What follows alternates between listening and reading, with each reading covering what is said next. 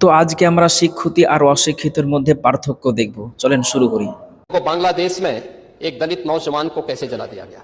आप लोग गाजा पट्टी में होने वाले किसी भी उस पर आंसू बहाते हैं, लेकिन आपकी जबान से एक शब्द नहीं निकल रहा है, क्योंकि एक दलित नौजवान मारा गया बांग्लादेश में, और उस नौजवान के मरने पर आपकी जबानें सिल चुकी हैं, क्योंकि आप उसको केवल वोट बैंक के रूप में इस्तेमाल करते हैं। और ओवैसी से पूछते, ओवैसी बांग्लादेश के हिंदुओं पे जुल्म हो रहा, तुम क्यों कुछ नहीं बोल रहे? तुम क्रिकेट मैच खेलेंगे यहाँ पे और दूल्हे भाई से पूछेंगे क्या बोलना। अरे तुम क्रिकेट भी नहीं खेलना था, नहीं पैसे मिलते ना भाई, अम्मा 100 करोड़ खो देना हम लोग। मैंने मजम्मत की बांग्लादेश के हिंदुओं पे जो जुल्म हुआ, मैं कंडेम किया उसको।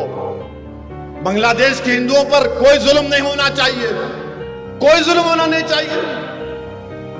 बांग्लादेश के हिंदुओं को अपने मजहब पे चलना चाहिए, और हम उम्मीद करते हैं कि बांग्लादेश की सरकार वहां के हिंदुओं की हिफाजत करेगी। And we have committed $10 billion to the development of Bangladesh. What steps is this government taking to ensure that the Hindus in Bangladesh are protected and temples are protected? এবার আপনারাই বলুন, এখানে শিক্ষিতকে আর এখানে অশিক্ষিতকে। আশা করি কমেন্টে আপনারা অবশ্যই উত্তর দিবেন ইনশাআল্লাহ।